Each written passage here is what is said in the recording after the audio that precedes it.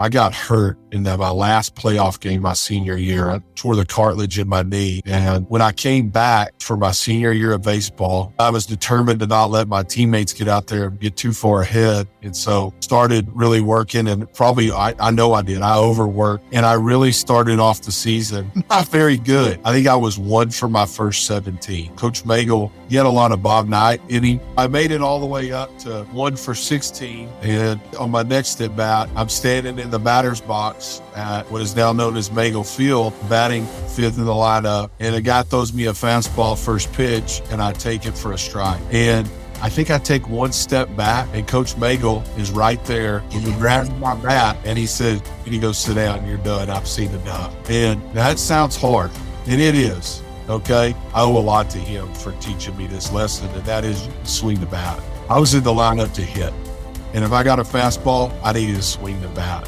And that's the lesson he was teaching me. My name is Jeff Horn, and I am undone.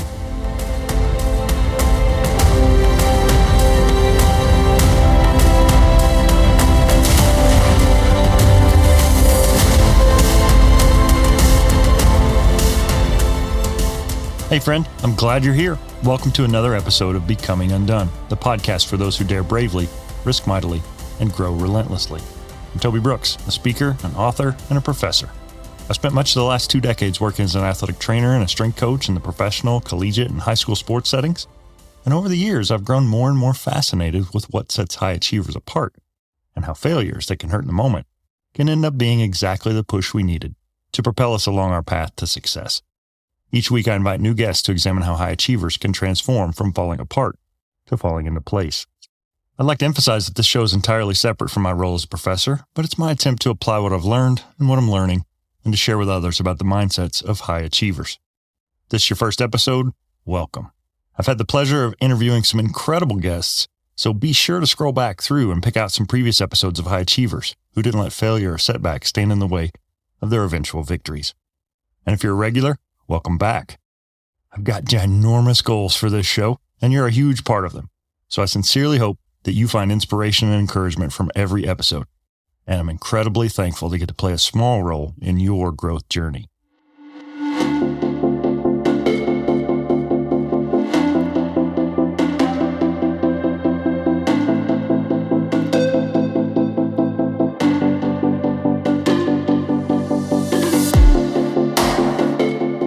For Lubbock, Texas native Jeff Horn, early victories as an athlete paved the way to a football scholarship and eventually a spot on the baseball team at Abilene Christian University.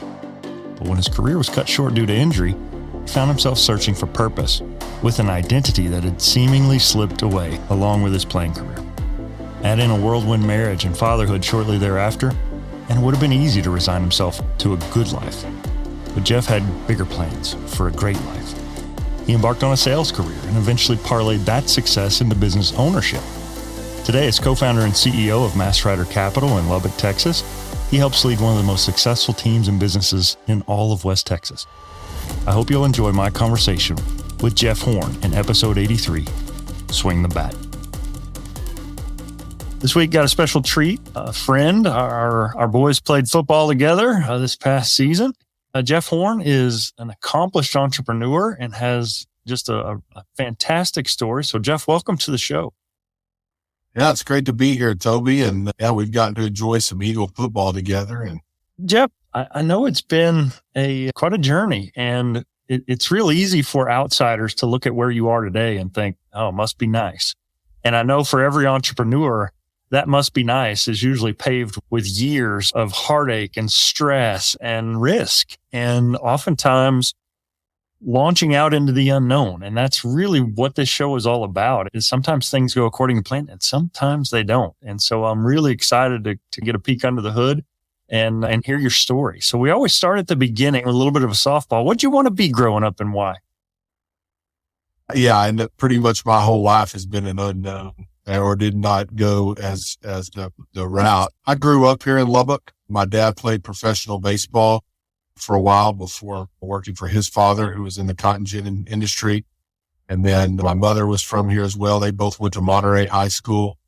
And I grew up in the late elementary, junior high. I thought I wanted to be a tax lawyer. is what I really thought I wanted to be. And then someday get into politics is Wow. what I grew up wanting to be when I was a child. Yeah. I've never heard that one before. That's an interesting take. Growing up here in Lubbock, obviously Texas Tech is a big part of the community, and judging by the name of your family, your son's names and the logo and the name of your business, obviously Texas Tech has played a big role. But your background and your history goes maybe it was a while before those paths crossed, and you actually started off at ACU. So talk me through kind of the high school and the years leading up to your participation as a collegiate athlete. Yeah, I attended Monterey High School. I played football, basketball, and baseball up until my sophomore year. And then I just played football and baseball. Obviously, my education was very important to me during all that time and went on into college. But sports was a fabric of my life early on, with my father playing professional baseball and having an accomplished athletic career. That was ingrained in me before I can even, remember back. And so as a young child, but played football at Monterey for 3 years. We went 10-0 twice and 8-2 once. We never won a playoff game, but we always had to match up with the Little Southwest Conference down there with Odessa Permian or Midland Lee or Abilene Cooper. But my senior year was a quarterback of that team, and we were 10-0 and ranked as high as number 3 in the state. Unfortunately, I had to play the number 2 team the very first week and lost. On the baseball side, played for the legendary coach Bobby Magel, who also coached my father. And both my father and I both won state titles at Monterey playing baseball. He won it in 1972 and 74 under Coach Magel at Monterey. And then we were fortunate enough to win it in 1996 at Monterey. And so we're really proud of that. Yeah, that's great. Definitely, Coach Magel is a well-known name, a storied tradition in Monterey baseball for sure. You're considering where to go and have offers to play multiple different sports, multiple different places. Talk me through that recruitment process and what your mentality was making that jump from high school senior to college freshman. I'd had a pretty frustrating high school career up until my senior year. I was the backup quarterback my sophomore year on varsity, and we had a really good team, and we had a guy that was just 1 year older than me that played, and he's a great human being. But it's hard whenever you've been one of the key guys your whole life and then you don't play for a period of time. That was a really challenging first couple of years for me on the football side, but I continued to go to football camps and continue trying to develop my skill. I was a bigger than normal quarterback. I know you won't find that hard to believe, but anyway, had a really good senior year, and I didn't have a heavy recruitment process. I think I went on 4 visits, maybe 5. I went to a D3 school, went to Abilene Christian, Tarleton State. I visited Tech. My stepdad coached for Spike Dykes in the mid 80s at Texas Tech. And I had a chance to walk on at Tech, but I chose to take a scholarship and went down to play football at Abilene Christian. Mm-hmm. At that point in time, they were a Division II school back when the Lone Star Conference was really in its heyday with West Texas A&M and Midwestern State, East Texas A&M or East Texas Commerce. There was a lot of these teams that have now since gone Division I that were playing in this Division II conference. And so I don't want to mislead anybody. It wasn't like 50,000 people were showing up to watch these games, but it was a good level of football, and I was excited to go down there and play that. At the time I committed, I'd also had through Coach Magel on the baseball side, some people were interested in that as well, but I really was choosing to pursue football. But at the time I knew the head baseball coach at ACU was Jimmy Schenkel, and he actually caught with my father. He was a catcher for my dad, who was a pitcher at Monterey, and I knew that might be an option. Now, Jimmy ended up leaving to go to, I believe, UTSA to be the baseball coach, but I knew that if I wanted to play baseball after the football season, that might be a possibility as well at ACU. Yeah. Well, certainly no shame. We know the statistics, and less than 5% of all high school athletes play collegiately at any level. So there's nothing wrong with that at all. But certainly ACU has seen some pretty tremendous growth. Their facilities are phenomenal, and they're now a full Division I member. And so you get there and you quickly discover that high school football and college football are two different things. And maybe the responsibilities are different than you expected. What was that transition like? Did you feel like you were prepared, or was there a little bit of a jolt to your expectations in that initial season? That's a great question. I think there was a jolt. I think anybody that moves away from home for the first time, especially, I was a very independent person. And so I was excited to get away and do that. But you quickly realize that college athletics is a full-time job and 40 plus hours a week. And then you're going to go to school on top of that. You're not going to play college sports just because it's cool.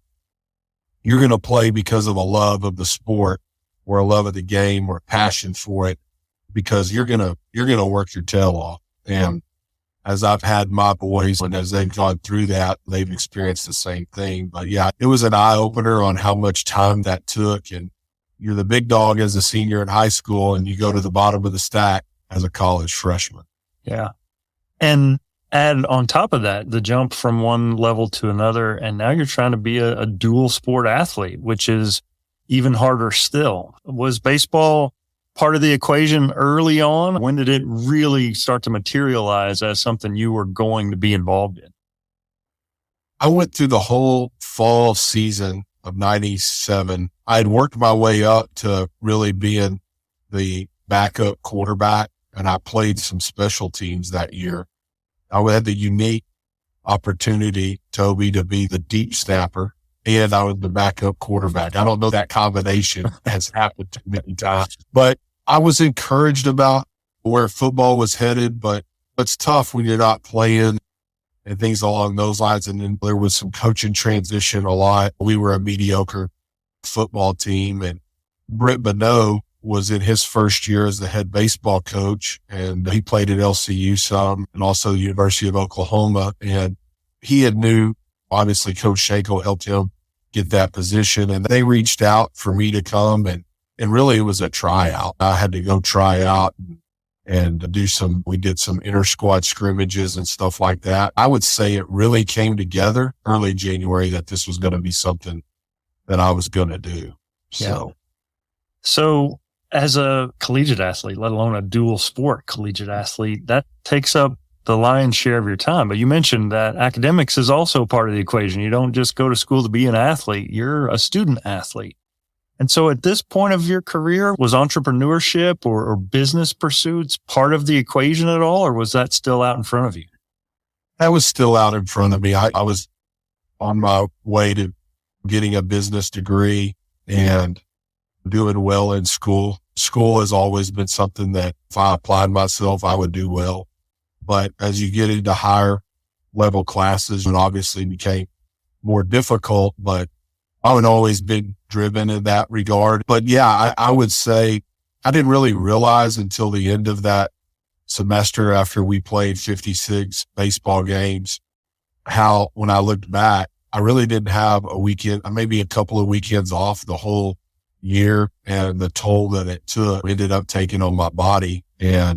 But I will say I had an absolute blast doing that. And at the time, you're not really thinking about that because you're so energetic. I think if you had to do it at 45 or 46, you might think a little bit different. But at the time, it was just, that's what I did. That's what I had done my whole life, is go from one season to the next. So many times on this show, I talk to high achievers and that first season of their life, and oftentimes it's athletics. Sometimes it's arts. They're a performer or singer.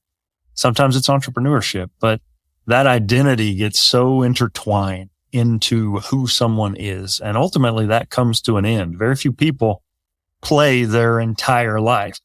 Times that comes to an end of your own free will. You make that choice to step away, and sometimes it's cut short due to injury, or you just run out of eligibility. So what did that transition out of competitive athletics feel like for you? And do you feel like you were prepared for that? Actually, no, I don't think I was prepared. And a little bit personal, my parents split when I was 10 years old. and they're both great people. Love them both today dearly. And they both married some wonderful people. And I've been blessed, but I would say that my identity was too much of who I was as an athlete or what accomplishment I had achieved rather than the purpose that I was supposed to fulfill and live in my life. And so when I got hurt, transferred to Tech to play, was going through fall camp and really ended up walking away because of an injury to my arm. And when you stop playing and that's who you are, and just going to school, I wouldn't say that I was depressed or anything like that, but there is some soul searching time to becomes real of what are you going to do next and how are you going to replace a competitive fire that lives within you and all of those types of things. And I was a Christian at the time, but I can't say that that was the focus of my life is till I put it to the Lord to lead me down the path. And I could have reached out to more mentors at the time or whatnot, or probably done parts of that a little bit better. I'm not dissatisfied with the path that was took because I've learned a lot. And again, I don't want to reiterate, there's no regrets there, but I'm just saying, yeah, I think that you're never prepared for that. And when that there's definitely ways that it could have been done better. Yeah. And as you're talking, I'm thinking to this season for our own boys and our team defending state champions. Your son transfers in, role player, does the dirty work as a tight end his first year at Lubbock Christian with an all-state quarterback at the helm, and finally gets his shot, and we are rolling, and suffers an injury. And now suddenly this thing that's, I won't put myself or words into his mouth, but he's our starting quarterback for a defending state champion. And in his own home is his dad, who's been down this road, who's had sport taken. Do you feel like that experience allowed you to have some conversations with your son that maybe you might not otherwise been able to have? Absolutely. And yeah, Welker got hurt in game 6, got to play 5 full games. He's been a pretty much a star athlete his whole life. And his identity is in athletics. And this is a great opportunity that his mother and I took through letters that we write on game days as a special time between us. And then in talks to say, Welker, I don't know when your day is coming to an end. It could be next week, or it could be when you're 30. I don't know. You're a talented individual, but we never know. But there's a lot of life to live once you get done playing athletics. And there's more to life than being a great football player. And you're going to need to be a great husband someday, a great father, a Christian, all those types. So I think when Welker looks back on that period of time, I know he's back healthy and playing and doing all those things again, but I know he's mentioned it to his mother and I that his perspective on life has changed after going through that. And yeah. I do think that the trials and tribulations that his mother and my wife have had over our life really prepared us for that parenting moment. Yeah. Yes. And I think it's also important to recognize that in the midst of our own struggles, it's real easy to just see the negative. But for me, sometimes I realize that me suffering through something benefited, whether it was my son or my family or a student that I serve. And we don't have the benefit of knowing that in that moment, that 20 years from now, somebody is going to benefit from the counsel I can provide. So you mentioned and alluded to the fact that you and your wife went through some things and maybe they didn't go according to plan. And from an outsider looking in, you're the successful businessman and you've made all the right choices. That wasn't exactly how it played out. So talk me through maybe that next season and that next transition. Yeah.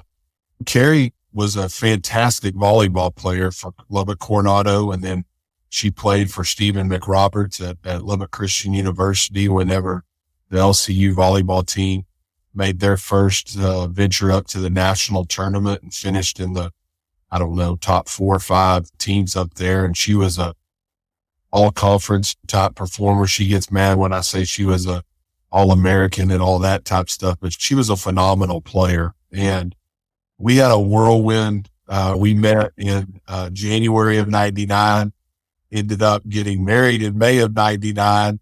And our oldest son, Tucker, was born in November of 99.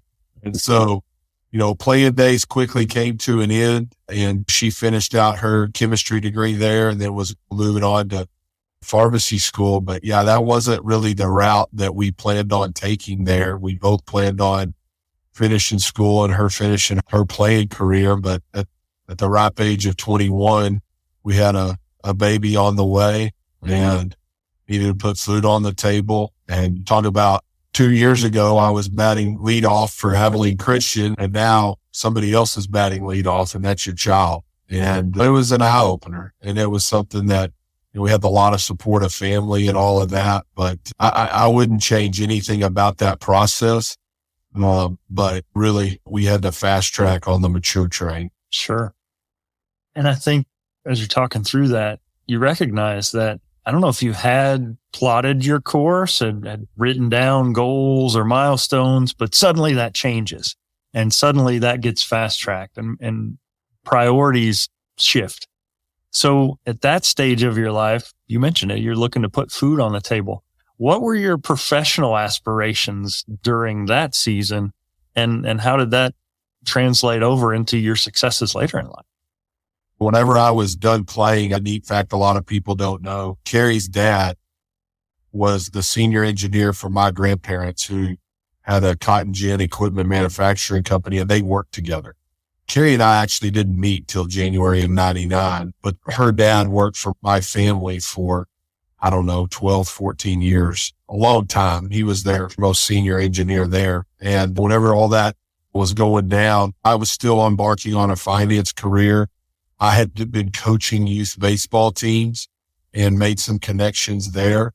But once a baby was on the way, and we basically promised Carrie's parents that she was going to get her pharmacy degree, her doctorate of pharmacy, and then I would start to work. Suddenly the fields that I was interested in really opened up. Like, I was willing to do pretty much anything. And a couple of the people that I had made connections with believed in me and my ability. And even though I was young, gave me an opportunity. And a gentleman by the name of Ron Bartley gave me an opportunity to work in the bank technology space. And I went to work doing that and working with community banks all across Texas, and then later on the western half of the U.S. Mm-hmm. We'll be back after a quick break. This episode brought to you by Forte. Are you looking to prioritize the mental well-being of your employees? Look no further than Forte, the comprehensive mental wellness platform designed to empower everyone in your organization to thrive both professionally and personally. It provides employees with unlimited access to certified guides for 30, 45, or 60-minute confidential audio calls. That's not all. Forte also offers a wealth of wellness content, including newsletters, e-courses, challenges, and webinars led by industry experts.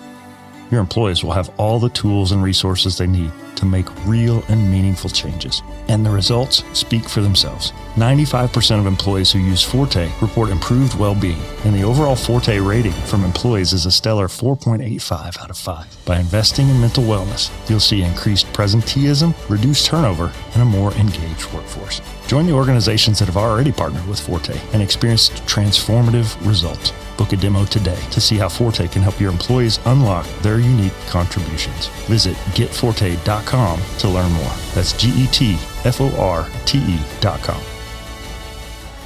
So at this stage, you're still an employee. You're working for a business. At what point does the idea of having your own thing start to enter into the equation? I don't really know. I'd always felt the desire to lead and all of those types of things. But I was content because for the first time, when you go from making nothing to making decent money, it's a big point in your life, especially when you're young and all of that. But I would say probably 2010, 2011 was really when I felt the calling to take more of a risk in entrepreneurship. And I got to give a lot of credit to my wife, who did complete her pharmacy degree, and her being a pharmacist and having a full-time position and all of that. Once all that kind of set in as well, and you had the more comfortability and stability, it's easier to maybe take a look at other opportunities that may be out there. And so I would say around that period of time. Yeah. So according to your bio, previously president and CEO of Benchmark Business Solutions and found success there. And I think for a lot of people, there can be a real, like a dissonance where I've got this career, I'm making good money, I've got benefits, your wife's got a career, and that's the safe decision. And just plow away, just keep after that, and you're going to live a great life.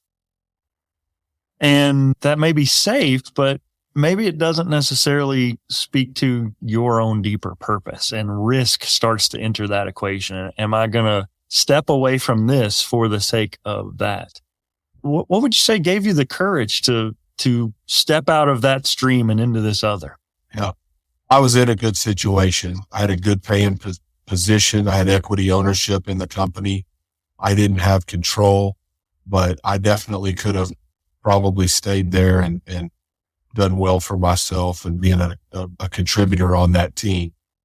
But I think you reach a stage to where you realize that you're going to have one journey through life. And there were certain things that I wanted to do it on my own, wanted to gain that experience and being able to operate a business and be the person that when they go to sleep, they worry about everything. And that had always really driven me, and to really chart my own path more than anything.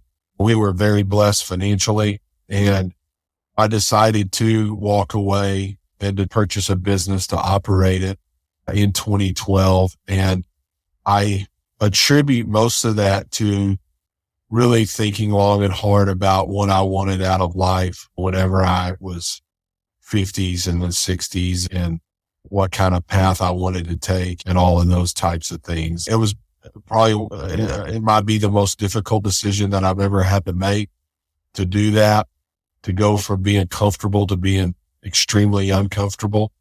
I've found that's when most of your good growth comes, but that it's going to come with risk. It's going to come with strain. You have to respect this mentality. Jeff has successfully navigated a tumultuous few years, marked with incredible change, and he's come out the other side a success. You heard him recall how he'd gone from batting leadoff for the Abilene Christian Wildcats one year to a transfer to Texas Tech with an abrupt end to his playing days due to injury the next. And then the next, he's married with a baby on the way, working in a sales job. But he's not sorry. He doesn't recount those days with remorse. They were just stops along the way on a path that was molding him into the kind of leader who isn't afraid to have a bold vision, take some risks, and see things through. That bravery served him well as he headed his professional life in a new direction. And that never quit attitude would serve him well in the future as well. It's going to come with risk. It's going to come with strain, mental anguish and anxiety, nervous times. There's a lot that comes with that. And oftentimes, a lot of people don't end up doing it because they're fearful of the unknown. But because of the strong partner that I have in life with my wife and her stability and all of that, it was a move that after we had thought about it and prayed on it, that it was time to take that step. So founder, CEO of Mastrider Capital, which is where you're still at today. And I think we can see a business that's out in the community and sponsoring things and finding success. But oftentimes there are dark days. I have a friend who founded a company and on more than one occasion, he said, if I don't make a sale today, I'm closing the business. And I just happened to make a sale. And consistently from high achieving entrepreneurs, I hear these stories and I'm just blown away, because it's natural to assume that if you're successful, you just breed success. You just always win. And that's not always the case. So talk me through those early stages of this new startup. Startups fail and you managed to find success. Yeah. I need to take it a little further back even than that, just to explain.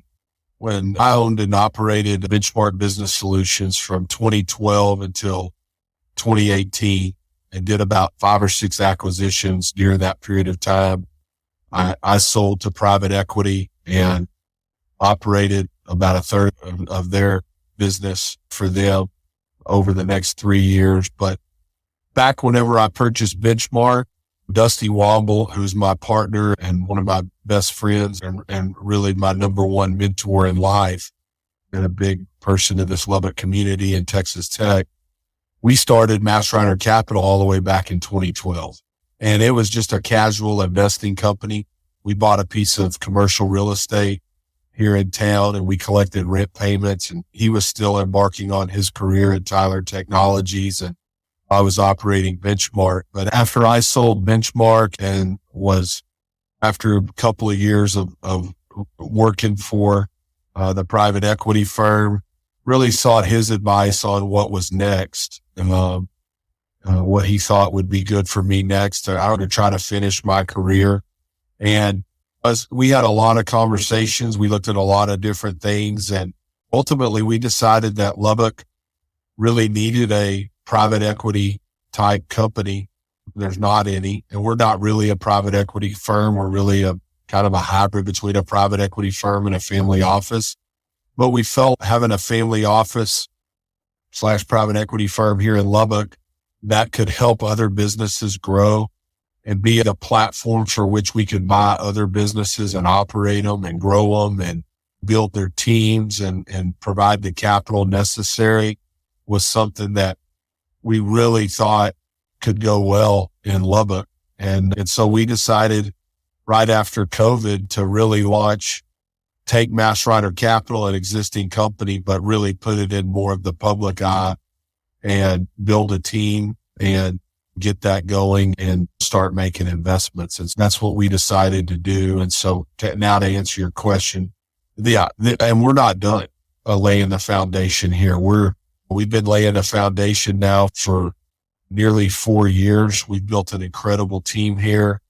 We're involved in some very dynamic businesses, but with any startup, whether you're starting a donut shop or a private equity firm, there's a lot of work you have to do as an owner. There's a lot of time you're going to spend.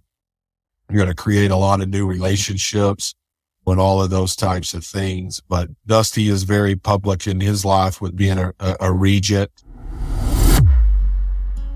If you're in the West Texas and Texas Tech parts of the world, the name Dusty Womble should sound familiar. But if you're not, consider this. The $31 million Texas Tech basketball practice facility that opened in 2021 bears his name. And the $50 million football facility that is under construction at Tech right now will also bear his name.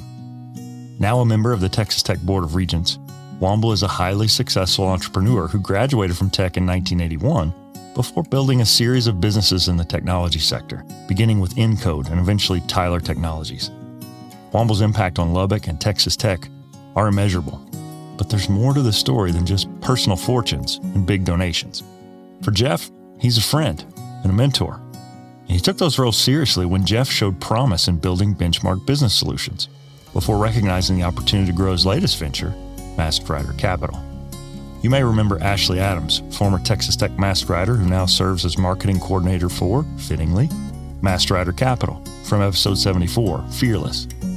With Womble's help, Jeff has assembled a team and is growing Mastrider steadily as a powerhouse in the private equity space, meaning MRC helps entrepreneurs acquire and invest in private companies.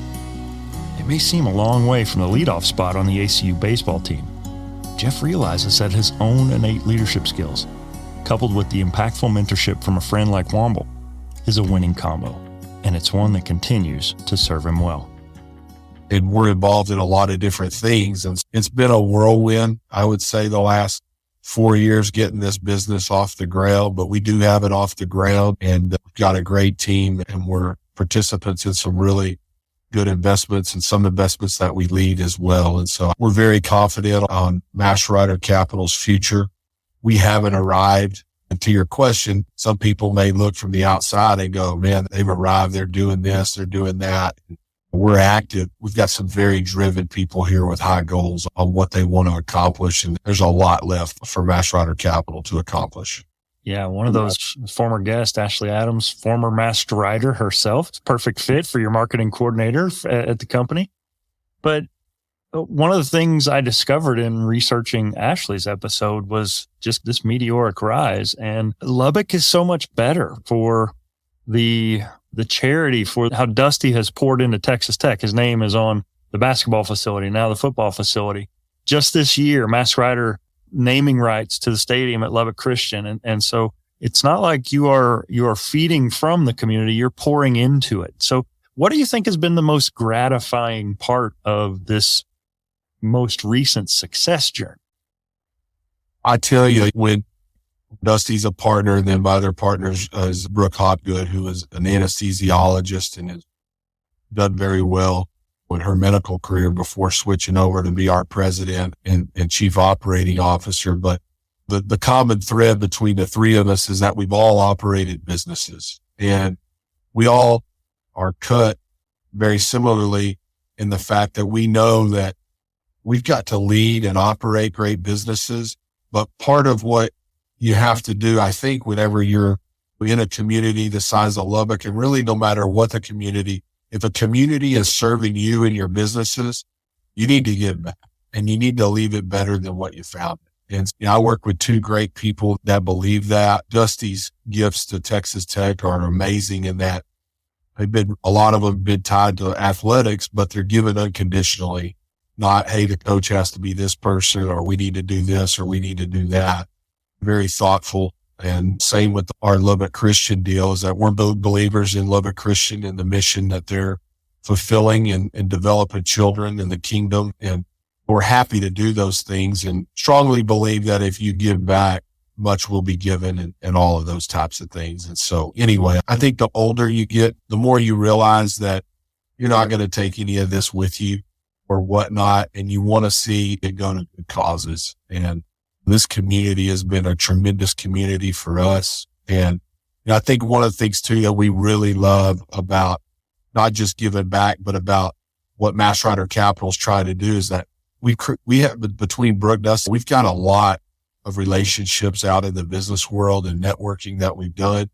And now we get to work with all those people, whether we're helping their business or maybe purchasing their business, or maybe they're going to be an investor in one of our opportunities or whatnot. Those relationships now are able to participate together. And that's been another really rewarding thing for us.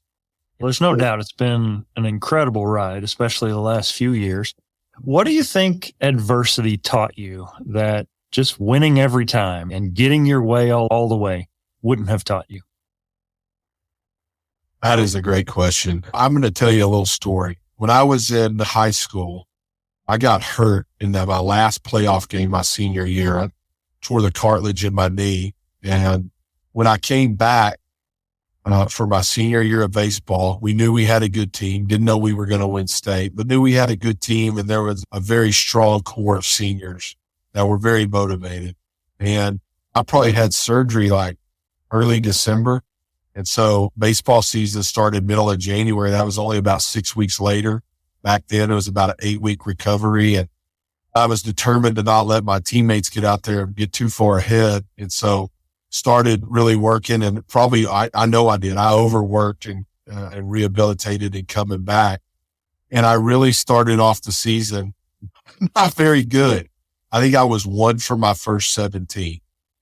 And a quick side note, Coach Magel, he had a lot of Bob Knight in him. And after I was about 1 for 8, I'd strike out. I'm on my way back to the dugout, and they'd be like, Horton, you're 250 pounds and you can't hit a lick. And then when I made it to 1 for 9, I was now 270 pounds. Then I was 300 pounds. And they know he was a prognosticator as well later in life, but I made it all the way up to 1 for 16. And on my next at bat, I'm standing in the batter's box at what is now known as Magel Field. And I batting, I think 5th in the lineup, and a guy throws me a fastball first pitch, and I take it for a strike. And I think I take 1 step back, and Coach Magel is right there, and he grabs my bat, and he says, "You need to go sit down. You're done. I've seen enough." Wow. Yeah. And that sounds hard, and it is. Okay. And Coach Magel's one of my dear friends, and I owe a lot to him for teaching me this lesson. And that is, you swing the bat. And I wasn't in the lineup for my glove and to make plays. I was not a very good defensive player. I was in the lineup to hit. And if I got a fastball, I needed to swing the bat. And that's the lesson he was teaching me. And when the very next game, I think I batted in the 9-hole, and he was going to win mentally over me and get me to learn to fight and to come out swinging. And really from that point on, it took off for that year. And because my father had been so successful, I think he coached me one way, coached me really hard. And I'm very appreciative for that fact, because he really changed my whole mindset from waiting for this opportunity to maybe develop before me until I go create the opportunity. That makes sense. And I learned to swing the bat, and really no matter what, I'm looking to swing the bat no matter what. And I think learning that, and then the success that team had that year and being a contributor towards that, and the confidence that gave me, is that it emboldened me to be confident in the skills that I had and the abilities that I'd been given, to apply those, but not just apply them, but to really challenge myself to do even more. And I owe a lot to that and that adversity. And the same, I think, can be said to my high school football days when I didn't play the first 2 years. There was days I wanted to quit. My stepdad talked me out of that, said, "You're very talented. You need to stay with it. Sometimes things don't happen on our timeline." And I think the adversity of going through those challenges, but also playing for the men that I played for, that really developed who I was going to be and my character. I really owe a lot to them for seeing more out of myself than what maybe I believed. And I think that's why we have coaches and mentors and player development, all this PEOs, bosses and stuff like that, is because sometimes people with more wisdom and experience and can see what people can become rather than the people themselves. For sure. As you're talking, I'm thinking, if you're a pitcher and you trust the defense behind you, your approach is totally different. If you're a hitter and you trust the guys up above and below you in the order, your approach to the plate can be a little different. And so it's real easy for us to focus on us, but man, that team around us makes all the difference. And you can be a risk taker if you've got a wife that's supporting you for a moment and helping support that dream. And the same could be said of any athletics team. That's one of the things I love about Lubbock Christian is I know the men and women who are in the classroom and in the coaching staff, they're reinforcing that idea that failure isn't final, and it might not end the way we would have scripted it, but we're still going to grow and we're going to learn from this. And those are valuable lessons learned early. Yeah. I always tell my kids, swing the bat, but you get one chance. And my kids have been very successful. They're good people. They've worked really hard, but I will say that's one of the things that I don't think enough people do, is to take that opportunity and believe in themselves. They'll be shocked at what you can do when you have to do it. Mm-hmm. And the swing the bat mentality translated to whenever I found I was going to be a father for the first time unexpectedly. And then we've got that impending situation and we dealt with it the right way, in my opinion. And we've been married 25 years and all of that. But if you don't have that bedrock principle, really believing in yourself and being willing to take a risk, and it can be somewhat calculated. I'm not saying to take uncalculated risk, but I think if you want to be a high level achiever, no matter who you talk to that is a high level achiever, they have taken some sort of risk in their life at some point. For sure. What would you say has been the single best piece of advice you've ever been given, and who gave it to you? I had 3 mentors growing up, both of my grandfathers and then my grandmother, because of my parents splitting at a relatively early age for me. That I got to spend a lot of time with them. And my one grandfather really introduced me to my love of Texas Tech.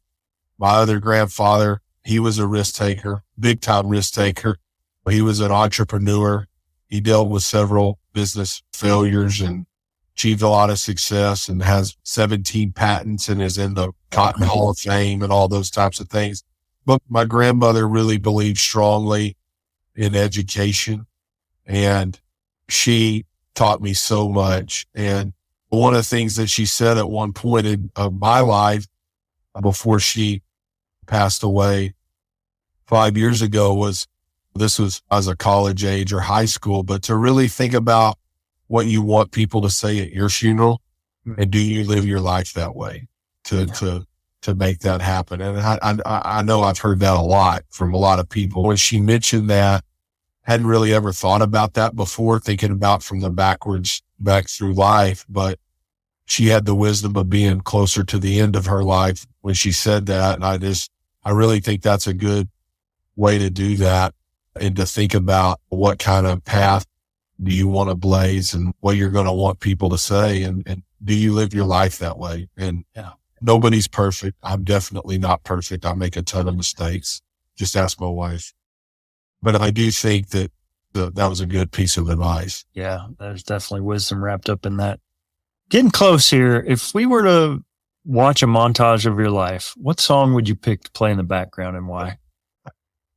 Man, I heard this on another episode, and I was wondering, because I'm not the most musically inclined person here, so I'll take a stab at it though. I would say one is Remember When by Alan Jackson. That's a slower song. That's a sad song, but it goes to my grandmother's advice of different parts of your life and be able to look back and, maybe take full advantage of all of the things that were there, and make sure you cherish those moments and live for today, not for tomorrow, and those types of things. And then a second song is by U2. It's one I really like. I still haven't found what I'm looking for. That speaks to that desire to achieve and wanting to push the envelope as far as you can in the business world, spiritually, with your family, all of those types of things, and fully embrace what you've accomplished, but never resting on your laurels, and willing to push yourself further, but also to be content. And sometimes those are all really fighting against each other doing that. But I would say those two songs. That's a great one. You teed me up for the closing question here. Still haven't found what I'm looking for. The last question I ask of all guests: what for Jeff Warren is left undone? Hopefully a lot. Hopefully we got a ways to go here as get closer and closer to age 50. But Mass Rider Capital has a lot to accomplish. We're closing in on our 4th year. We've got some significant investments. We want this to be a family office type of company that transitions on to future generations, and is something that is a big part of the Lubbock and West Texas community for a long period of time, and blazing that path. I hope I've got a couple of decades, or maybe even 3 left, to be successful with a lot of different kinds of businesses and in supporting this community. So that's one. And then 2, I'm closing the chapter on, from a family standpoint, with Welker finishing up. He's got another year of school. That's our youngest son. And then our other 2, Tucker and Raider. And you're right, there's a tech theme in all of them. My wife and I, because of the whirlwind 1999 that we had, we didn't get to spend a lot of time together before we had kids and all of that. So I'm really looking forward, not that I want to get my last child out of the house, but I'm looking forward to spending some time with her and doing some of the things that we want to do and that she wants to do, and do some traveling. And we are both fired up about the next phase of our life as grandparents someday, and we'll want that to happen in due course. But we're excited about that. And I tell you why that's so important to both my wife and I, is that we both come from families that poured into us, and that'll be our way to give back, is to pour into them. And so I think from a family standpoint, there's a lot left, and we're excited. We're excited to be able to do that. Hopefully, this will be the benefit of having kids young, is that we've still got some energy left to chase them around. Yeah, that's fantastic. We are latecomers to the Lubbock Christian community. Our son transferred midway through his sophomore year. One of the things that I've really been struck with, I already bragged on the staff and the coaches and just the community there, but just the people. And Jeff, I'm thankful that our paths have crossed. You're an inspiration to me. And I'm really thankful to have gotten to know you over this past year in particular. Your son, I know you guys are headed to do great things. My son's graduating. I'm trying to hold it together we're headed for an empty nest ourselves. And it's bittersweet to see your kids do something for the last time. That's been part of their life, but that's part of growth. And if nothing else, this show has taught me that, even high achievers go through that grieving process sometimes. And it's really a question of how can we build on the lessons we learned in that season. The idea that I'm not going to cry over what doesn't exist anymore. I'm going to be thankful for the fact that it happened.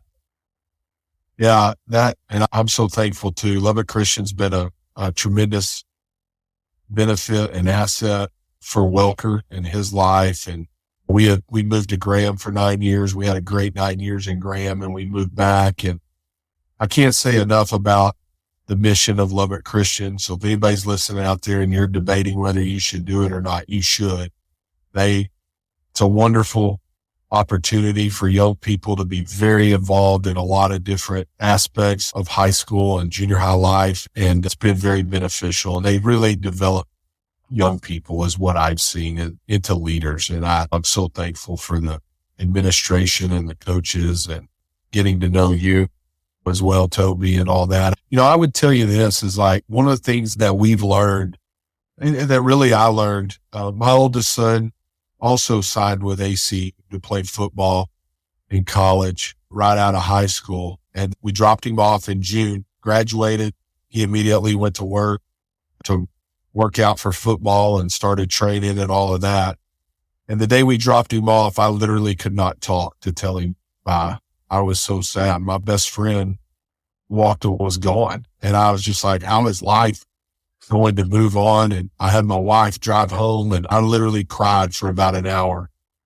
And about 2 weeks later, I realized, hey, life is going on. He's doing great. This is the way it's supposed to work. And now that there's only two in the house, she and I are spending a little bit more time together, and that was good. And that we're reconnected and all, and all these things. And then our middle one leaves.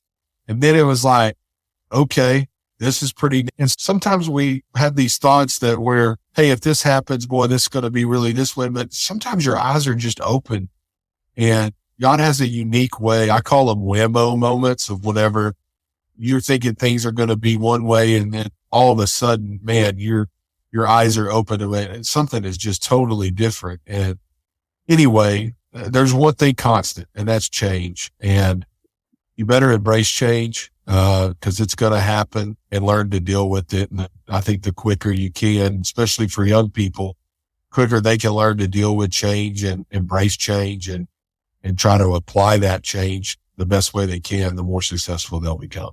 For sure. Jeff, thanks so much for your time. It's been great having you on. I really appreciate the insights, and thanks for sharing and letting folks hear about your journey. Yeah, you're welcome. My name is Jeff Horn, and I am undone.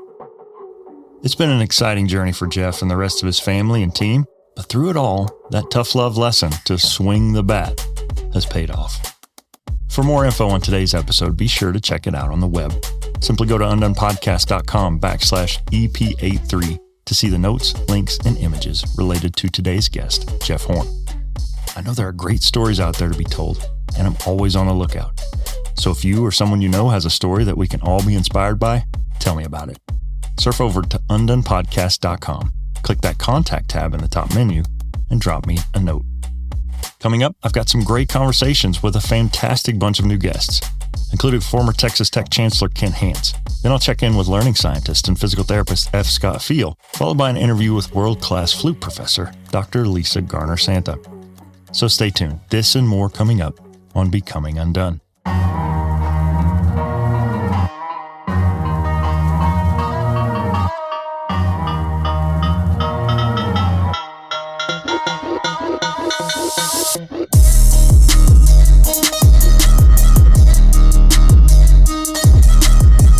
Becoming Undone is a Nitro Hype creative production written and produced by me, Toby Brooks. For now, I'm a one-person show relying on AI tools from Descript, Decipher, and Opus Clip to create, produce, and deliver the best show I know how to you, my cherished friends and listeners. Follow the show on Facebook, Instagram, and LinkedIn at Becoming Undone Pod, and follow me at Toby J. Brooks on X, Instagram, and TikTok. Check out my link tree at linktr.ee/Toby J. Brooks. Listen, subscribe, and leave me a review at Apple Podcasts, Spotify, iHeartRadio, or wherever you get your podcasts. Till next time, everybody, keep getting better.